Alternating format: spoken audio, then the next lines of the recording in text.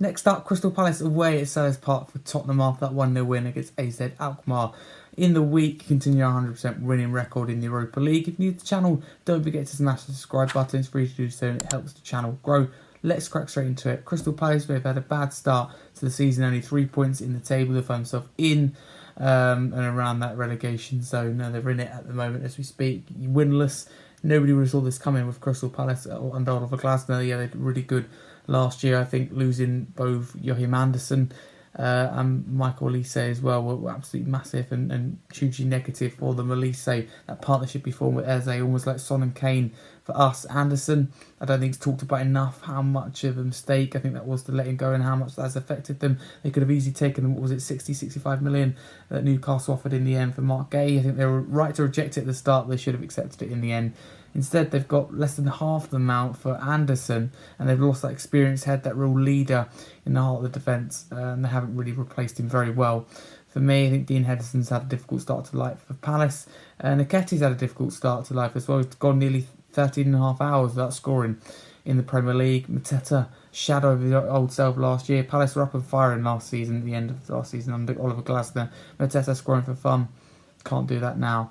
Eze, you know, he's probably the good player, takes free kicks, really good on the ball. You just don't know what can happen with, you know, him being there. But we come into this game in good form. We won 7 out of our last games in all competitions. As I said earlier, 100% winning record so far in the Europa League. We had a good record in the last few years. Last time we lost was Leipzig in the Champions League under Mourinho. But in this in particular European campaign, it's 3 wins from 3, but against Crystal Palace, a good record as well. We've won 15 out of our last 18 Premier League games. We've drawn 2 and lost 1. Then when we lost that one, it was under Nuno, I believe, 3-0 at Selhurst Park back in September 2020, 2021, I think it was.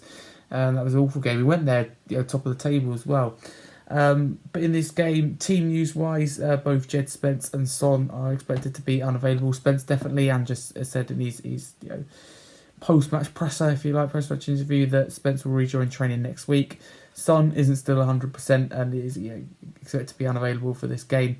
Bit cotton wool around him, if you like. So who will come in to the team to replace him since our last Premier League game against West Ham has to be the question here. Mikey Moore played the whole game, 90 plus minutes in the week, and as good as it will be to see him start, I don't think it'd be the best option. Odegaard just coming back from injury, did get on. Will he start? Do you start Werner there? Can you start with Richarlison there to keep confidence and momentum going? I think you could put up a valid argument for whatever. Werner, I've been quite defensive of him. I think a lot of it is confidence. So I do think benching him in this case and bringing him on maybe later in the game is Palace tire. You could say the same for Mikey Moore. It could be beneficial, but in this game I'd probably either start Odegaard on the left, which I'm going to go with, or you can make a good start to start Richarlison. You can make a good case for that, but I don't think it's his best position. So I go with Odegaard on the left, and you've got options of Moore as Palace tire. He's done really well at 15-20 minutes. He turned into Neymar, as Madison said. He was right.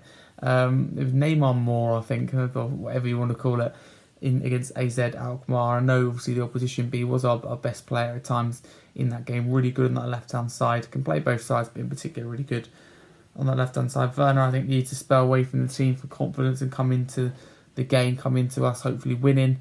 But no disrespect to Palace, but we, you know, statistic wise, you know, table wise, we should win this game. I don't think it'll be a pushover. I don't think it'll be comfortable, because Palace, when they've lost this season, it often has been by a single goal, luck of the draw.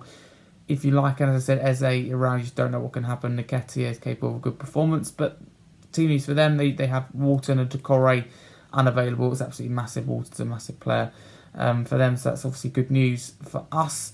But yeah, this is team news wise, I'd keep everything the same but Odegaard for Son, that midfield 3. Maybe you could put a case of putting Salah in for Madison, so get your team in the comments below. But score prediction, I go with the comfortable and fairly kind of common, if you like, 2-1 win for Spurs. I don't think we will keep a clean sheet. I think we 1-1 for ages, but I think we'll have too much quality, too much depth off the bench. Talked about Werner, more Sarr impact in the game, and I think we just take the game away from Palace than maybe should have been more than 2-1. So that's my prediction. A Spurs win to keep up our winning record and hopefully enter the top 6 this weekend, obviously dependent on other results. But if you're new to the channel, don't forget to smash that subscribe button. It's free to do so. It does help the channel grow for England, Premier League and Tottenham content. Check out the weekly podcast reviewing this game, Monday 7:45pm. I'm joined by Billy T, Palace journalist, and loads of other fantastic guests as usual, as well as a match reaction to this game. So do stay tuned. But for now, a massive come on you Spurs.